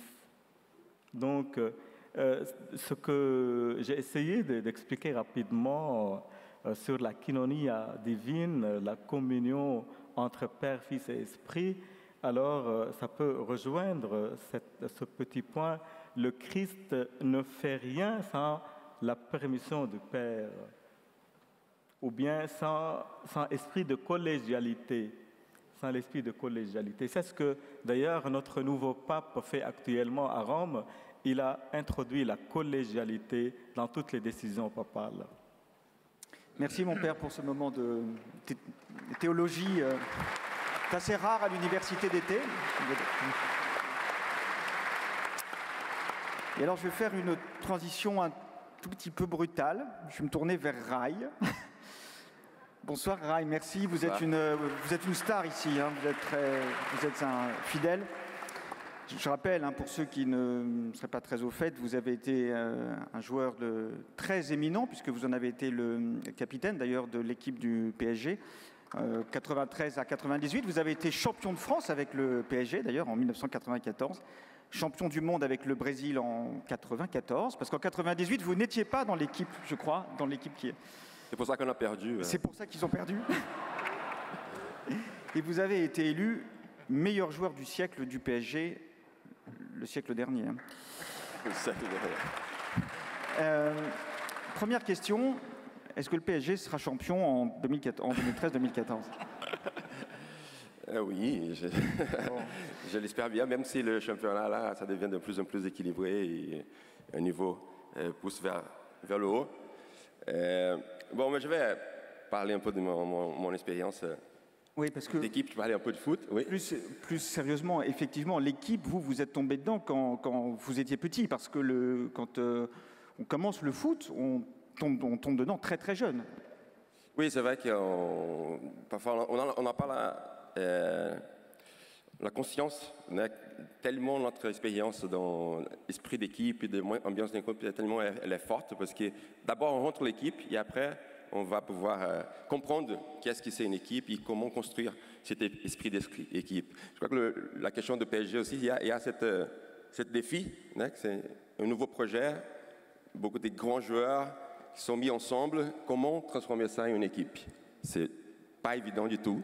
Et je crois qu'on va parler un peu de foot. C'est une chose qui ça me vient quand j'ai essayé de comprendre le phénomène de foot, pourquoi ça attire tellement d'attention des gens. Moi, j'ai eu une réponse que ça est devenu une expression en portugais au Brésil, qui c'est quand il y a un joueur qui va marquer. Pour moi, le foot est tellement populaire parce qu'en regardant, on a l'impression qu'on peut le faire. C'est pour ça que tout le monde regarde et dit peut-être qu'un jour je peux le faire. Peut-être. Il y a une expression en brésilien qui dit quand quelqu'un loupe un but assez facile, celui-là, même ma grand-mère pouvait marquer. Et ça est devenu une expression et tout le monde a l'impression qu'il peut jouer, c'est pas évident du tout. Je crois que c'est un peu aussi le cas quand on parle des crises, des économies, il y a aussi des montées, un esprit d'équipe. Théoriquement, parfois, on croit que c'est pas aussi difficile, mais dans la pratique, c'est dur. Donc moi, je vais partager un peu l'expérience. Cette expérience commence très, très jeune. Et je crois que la richesse de mon expérience dans le sport, c'est qu'on est obligé à finir à peu près à 35 ans. Donc on vit toute une carrière avec un début, un milieu, la fin. Et en 20 ans, une carrière qui normalement on le vit en 50 ans, 40, 50 ans. Donc tout est plus intense et on n'a pas le temps de réfléchir, de mettre des objectifs à moyen, long terme. Donc tout s'y vit d'une façon très intense, et bien sûr avec la pression du public, de tout le fait d'être un sport très populaire. Et ça fait qu'on apprend l'importance de cet esprit d'équipe, même avant de comprendre pourquoi. Parce que si on perd un match, donc à chaque 3 jours, 4 jours, on évalue, on est obligé à évaluer notre travail. Si on perd un match nul, pourquoi on n'a pas gagné? Si on perd un match, il y a quelque chose qui ne va pas, pourquoi? L'ambiance. Donc il est tellement intense qu'aujourd'hui, après le foot, quand je rentre dans une ambiance, je sens déjà, peut-être que je ne comprends pas, je ne sais pas pourquoi, mais je sens quand il y a une ambiance positive ou pas. Et c'est ça que je veux un peu partager. Je crois que c'est pour ça aussi qu'on m'a invité. Et à chaque fois que j'essaie de partager, et je dis que mon plus grand patrimoine, c'est l'apprentissage que j'ai eu et vivre en équipe. Donc aujourd'hui, j'ai la conversion, j'ai un projet social, j'ai une société, et c'est ça que j'avais. J'avais plus de connaissances dans d'autres domaines, et si j'avais ça, et avec ça, je sais qu'on peut tout construire, ou tout reconstruire. Donc j'ai essayé de parler un peu de mon expérience, donc je vais raconter quelques histoires symboliques d'esprit d'équipe, ou de ma expérience aussi de leader, parce que j'ai passé, l'équipe que j'ai commencé, c'était les meilleurs moments de l'histoire de l'équipe où j'ai commencé. Après, j'ai passé à São Paulo, c'était les meilleurs moments de l'histoire du club de São Paulo. À Paris, c'était le plus grand moment de l'histoire de Paris. Et moi, j'étais capitaine dans toutes ces... Donc, j'ai eu aussi une expérience assez importante de leadership. Et aussi, cette expérience fait que je puisse partager ça avec vous. Donc, j'ai essayé de partager ça en faisant un parallèle, normalement, avec des sociétés, une organisation de sociétés. Là, je vais faire un peu plus large pour un moment spécifique du continent, du pays ici, du continent.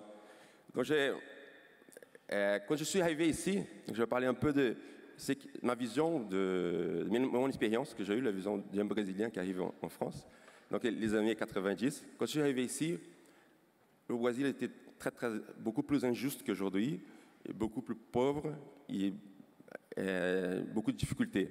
Et je suis arrivé ici, il y avait un moment où ma fille, c'était des choses symboliques, ma fille étudiait dans la même école que la femme de ménage. Et le docteur, c'était le même. La première impression, c'était ça.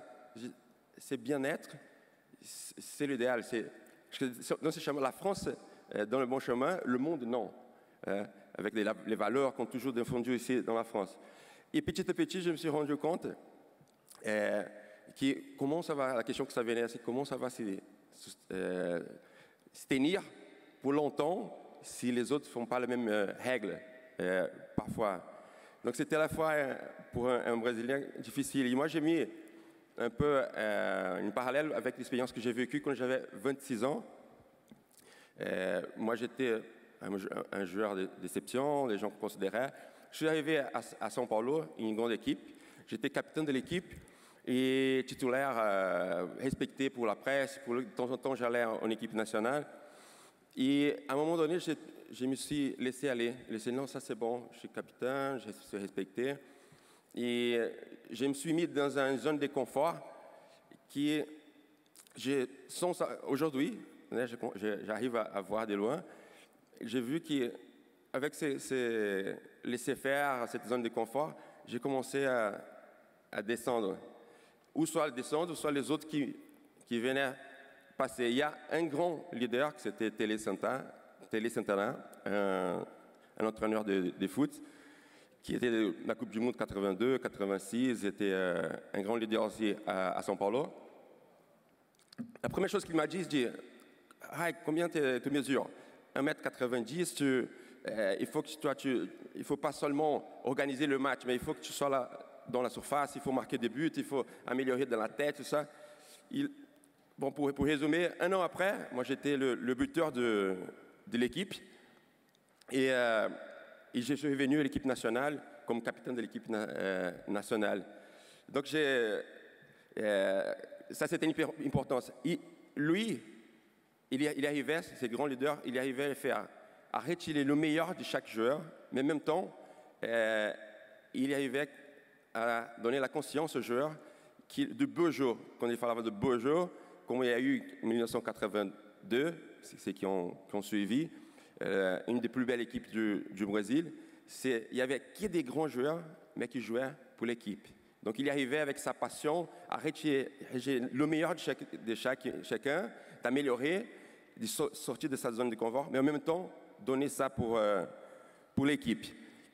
Et ça, c'était une grande expérience. Et j'ai vu que cette zone de confort, et je crois que l'Europe, d'une façon générale, a passé un moment comme ça.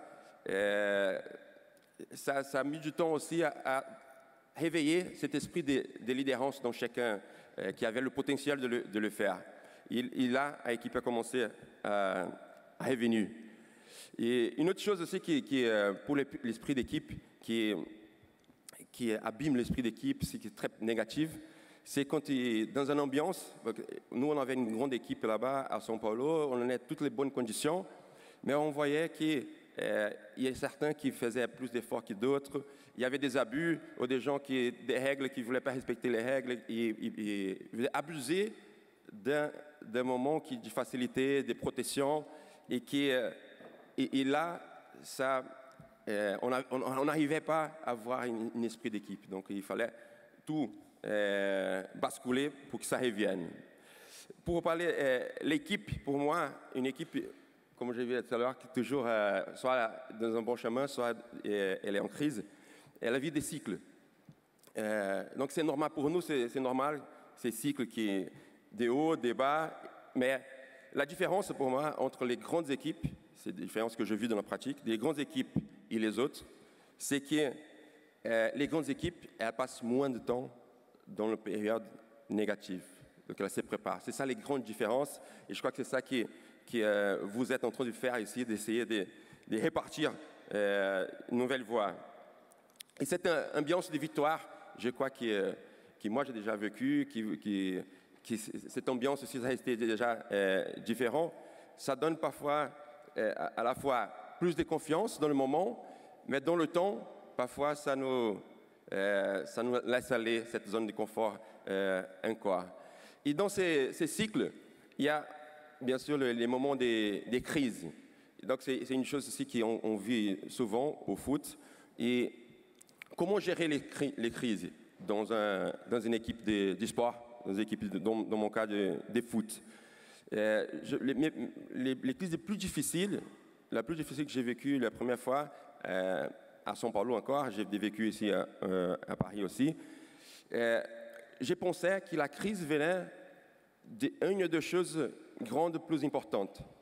Mais quand on est dans une vraie crise, on voit qu'il y a tellement de points, tellement de détails qu'après, quand on est dedans, on perd la précision juste à commencer, quels sont les points les plus difficiles.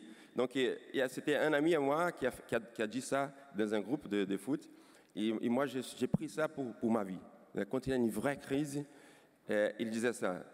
On est dans une crise, il faut améliorer ça, ça, ça.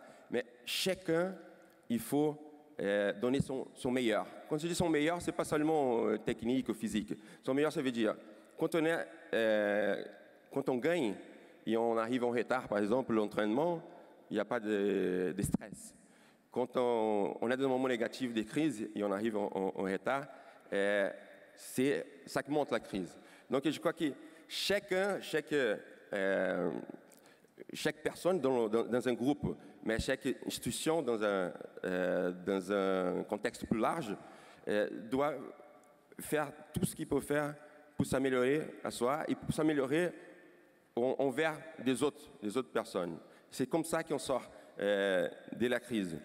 Une autre chose que j'ai appris dans mon expérience, c'est bien sûr analyser le contexte, le contexte général. Parfois, quand on est bien, on oublie d'analyser le contexte, on oublie de voir comment son adversaire il joue, et on apprend pour surprise.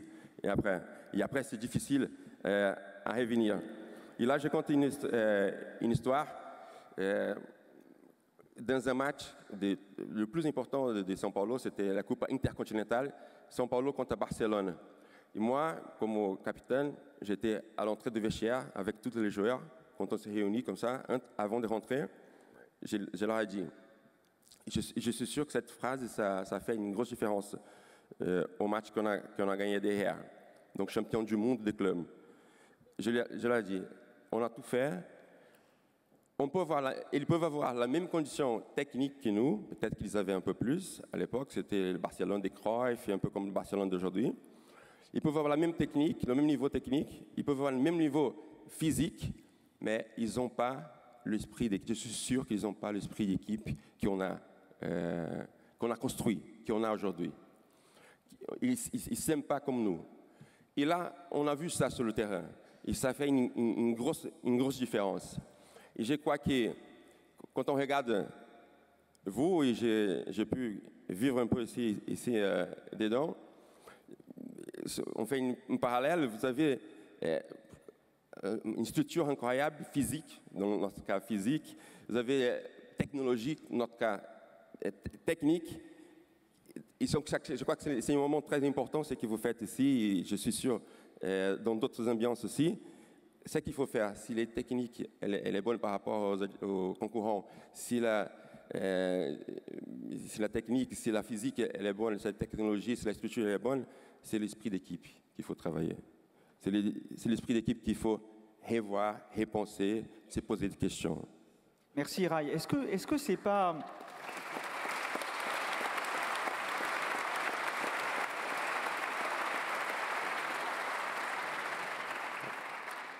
Est-ce que les rémunérations parfois excessives dans le milieu du foot, et notamment le fait que certains sont beaucoup plus payés que d'autres, ne compliquent pas le maintien dans les équipes, et notamment dans les équipes européennes, le maintien d'un bon état d'esprit d'équipe?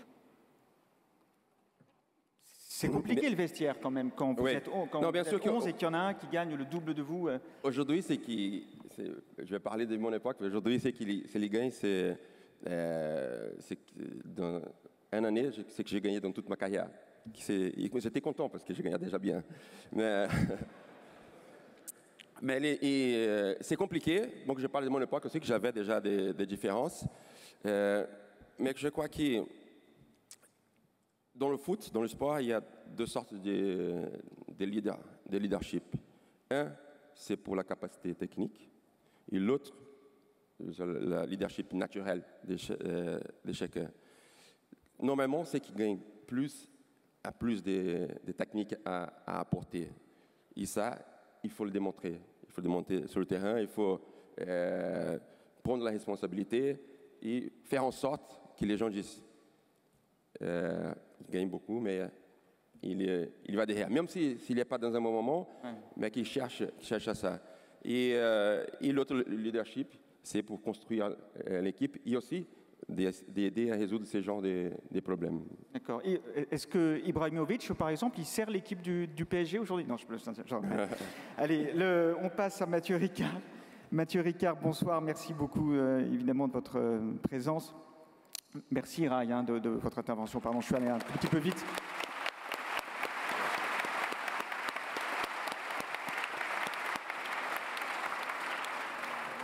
C'est parce que le temps presse un peu. Nous avons soutenu, tout au long de cette conférence plénière, l'idée qu'il fallait, et qu'évidemment il était efficace, de valoriser le travail d'équipe, la collaboration entre les hommes, entre les salariés, entre les membres d'une même nation, les membres d'une même équipe, etc. Mais un esprit cynique pourrait, au fond, soutenir exactement le contraire, c'est-à-dire qu'il vaut mieux être le passager clandestin et profiter de la collaboration des autres pour en tirer profit. Au fond, Mathieu Ricard, est-ce qu'il n'est pas plus rationnel d'être égoïste qu'altruiste? C'est peut-être plus rationnel à première vue, mais c'est une situation de perdant. C'est une situation de perdant. Parlez dans le micro, bien dans le micro. Si vous voulez, on demandait à... Vous savez, vous vous rappelez d'Eddington, celui qui a inventé l'ampoule électrique? On lui demandait, mais pourquoi est-ce que vous avez 19 personnes dans votre équipe? Il disait, si j'avais pu le faire tout seul, je l'aurais fait. Donc la coopération est certainement au cœur de toutes les activités humaines. Malheureusement, on en parle moins. Si vous avez 100 personnes qui collaborent toute une journée, qui coopèrent, ça ne fait pas des nouvelles. S'il y a une personne qui fait un geste déplacé ou commet un crime, c'est en première nouvelle des journaux. Donc, on ne voit peut-être pas la banalité du bien et la banalité de ce qui tisse notre vie de tous les jours, tous ces gestes de collaboration, de sollicitude. Si l'on regarde aussi sur une perspective plus vaste, les spécialistes de l'évolution maintenant pensent que la coopération a été beaucoup plus créatrice dans l'histoire de l'évolution que la compétition entre les organismes qui s'organisent en multicellulaire, etc. Darwin parlait beaucoup de la coopération. La formule « la lutte pour la vie » a été inventée par un de ses disciples, Herbert Spencer, qu'on a surnommé le bulldog de Darwin, ce n'est pas pour rien. En fait, il y a bien sûr une lutte, mais ce n'est pas une lutte forcément les uns contre les autres, mais lutter pour survivre et lutter surtout ensemble pour survivre. Donc maintenant, nous sommes peut-être à une étape dans notre existence, dans notre civilisation, où il faut passer à un niveau encore supérieur de coopération. On voit ça aussi dans l'éducation. L'apprentissage coopératif est finalement s'est révélé être beaucoup plus efficace que l'apprentissage basé sur la compétition. Comment on fait ça? On réunit 5 ou 6 enfants dans une classe, par groupe de 5 ou 6. On mélange les capacités. On essaie de que chacun étudie une partie de la leçon, et puis ensemble, ils s'apprennent les uns les autres. Les plus doués aident ceux qui sont moins doués. Et non seulement les résultats scolaires sont meilleurs, mais surtout l'esprit de solidarité, l'esprit d'équipe, l'intelligence émotionnelle, tout ça se développe. Dans l'entreprise, c'est sûr qu'une compétition entre entreprises est saine pour l'économie, pour qu'il n'y ait pas des cartels qui finalement sont au détriment des consommateurs, mais au sein d'une entreprise. Je ne suis pas un spécialiste, mais tous ceux qui le sont diront qu'il faut une coopération inconditionnelle. Il faut une réciprocité généralisée, comme disait l'économiste français cher Christophe Korn, de sorte que, par exemple, l'information soit entièrement partagée. Et on a bien vu dans le cas de Enron, par exemple, où les employés, chaque mois, devaient noter tous ceux qu'ils connaissaient de 1 à 5. Ça créait une culture complètement délétère dans laquelle il y avait une animosité constante et qui est évidemment au détriment de la bonne marche de l'entreprise. Donc la coopération est essentielle. Et non seulement ça, mais elle est naturelle. Souvent, certains ont dit que les enfants sont égoïstes naturellement, etc. Il faut leur apprendre la coopération. Toutes les études faites avec des jeunes enfants montrent qu'ils adorent coopérer. C'est des coopérateurs inconditionnels. Pour ça, il faut aussi la confiance. C'est certain que c'est un défi. Un sondage d'opinion réalisé en 1950 montrait que 60% des gens étaient prêts a priori à faire confiance à l'autre. Aujourd'hui, ce taux est tombé à 30% en Europe et en Amérique du Nord. Les taux les plus élevés sont en Scandinavie et les moins élevés, curieusement, au Portugal, 15%. Qui sait pourquoi? Et donc, si l'on songe aux défis de notre monde moderne, il y a une difficulté majeure à réconcilier 3 échelles de temps. Vous avez l'économie qui va très vite, bien sûr. Si vous proposez des bons du Trésor qui viendront à maturation dans 100 ans, qui sera intéressé? Donc ça monte et ça descend très vite, on ne sait pas trop pourquoi. Et on se dit, ça c'est la réalité, c'est la vie. Il faut essayer de sacrifier le reste, parce que si l'économie ne marche pas, rien ne marchera. Mais il y a aussi la qualité de vie, l'épanouissement de chacun. Et ça, c'est le moyen terme. C'est le temps d'une carrière, d'une famille, d'une génération, d'une vie. Et à quoi bon une nation qui serait la plus puissante et la plus riche si tout le monde était misérable dans cette nation? Ça n'aura aucun sens. Et maintenant, nous avons encore une autre dimension, celle de l'environnement. Pourquoi? Dans le passé, l'homme n'avait qu'un impact minime sur cette planète. Depuis la grande accélération vers les années 1950, nous sommes entrés dans ce qu'on appelle l'Anthropocène, c'est-à-dire l'âge géologique où l'homme, les activités humaines ont un impact majeur sur l'avenir de la planète. Donc maintenant, nous faisons face à ce défi d'avoir de la considération pour les générations à venir. Je suis marxiste, mais pas de la tendance Karl, de la tendance Groucho. Vous vous rappelez les frères Marx? Groucho disait « Pourquoi me préoccuperais-je du sort des générations futures? Qu'ont-elles fait pour moi ?» Ça résume le dilemme de l'écologie. C'est une question purement d'altruisme et d'égoïsme. Donc si on y songe, c'est très difficile d'avoir un système économique qui inclut la confiance, le fait que l'homo economicus n'est pas simplement limité à ses intérêts du moment, le fait que nous savons nous faire confiance. Des économistes comme Ernst Fehr en Suisse ont montré qu'a priori les gens sont prêts à se faire confiance pourvu qu'il n'y ait pas des profiteurs qui fassent dérailler le système parce qu'il n'y a aucune régulation dans le système et la coopération tombe quasiment à zéro. Et donc, comment essayer conceptuellement de faire en sorte que l'on puisse réconcilier ces trois échelles de temps? Et il semble que d'avoir davantage de considération pour autrui, ce n'est pas simplement une noble idée utopique, tout juste bonne pour des nobles âmes qui sont loin des réalités de la vie. Si vous avez davantage de considération pour autrui, vous ferez en sorte que les ressources qu'on vous a confiées, si vous êtes un investisseur, eh bien, ne soient plus mises en danger parce que vous jouez comme au casino avec les épargnes de toute une vie. Si vous avez davantage de considération pour autrui, vous ferez en sorte que les conditions de vie, dans le travail, dans les transports, dans la famille, soient propices à cet épanouissement qui fait qu'il y a une certaine qualité de chaque instant qui passe et aussi une qualité quand on regarde les 10 dernières années de notre vie. Et si on a davantage de considération pour autrui, on ne peut pas saboter la planète pour les générations à venir. C'est sans doute le défi ultime parce que nous ne serons pas là. Et c'est pour ça que Groucho Marx disait cette fameuse boutade. Mais il y a un concept qui relie comme un fil d'Ariane ces trois dimensions. Et c'est bien l'altruisme, la considération pour autrui. Ce n'est pas un noble idéal utopique, c'est une nécessité aujourd'hui. Si nous avons davantage d'altruisme, nous pouvons créer des modèles économiques qui prennent en compte le fait que nous sommes prêts à nous faire confiance, qui prennent en compte que nous sommes naturellement des coopérateurs. Dans les tribus primitives, tout était basé sur la coopération. Quelqu'un qui ne coopérait pas, il était immédiatement exclu de la tribu. Ça ne pouvait pas être. Et donc, nous devons maintenant comprendre cela. Martin Luther King disait « Nous sommes tous venus sur des esquives différents, mais aujourd'hui, nous sommes tous sur le même bateau. » Et la solution, c'est d'oser l'altruisme, aussi bien dans l'éducation, dans l'économie, dans la façon dont nous gérons l'environnement. Il faut arriver même plus à un développement durable, mais peut-être ce qu'on pourrait appeler une harmonie durable. Qu'est-ce que c'est qu'une harmonie durable? Ce n'est pas forcément toujours croire en quantité, puisque nous savons maintenant que c'est impossible, que si nous allions au rythme maintenant d'utilisation des ressources naturelles, en 2050, il faudrait 3 planètes pour satisfaire nos besoins. S'il y avait autant de voitures en Chine qu'il y en a aujourd'hui aux États-Unis, l'ensemble des ressources pétrolières irait en Chine.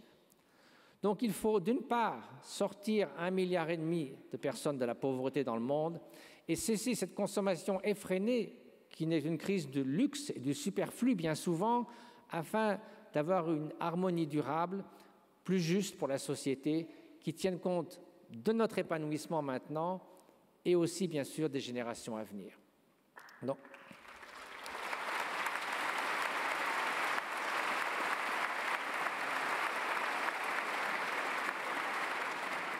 juste une petite note, on déplorait l'absence de femmes dans ce panel. Et si l'on va vers l'âge de l'empathie et de l'altruisme, la sollicitude, du care, comme disent les Anglais, c'est sûr que les femmes sont tout à fait bien placées, sinon plus que les hommes. Et donc, modestement, le fait que je porte des robes, je me permets de les représenter, en tout cas dans mon cœur.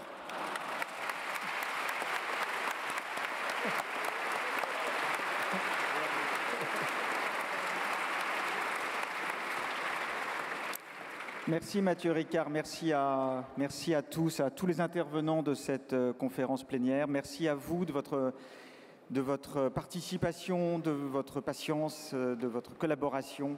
Je vous souhaite une bonne soirée et une bonne université d'été.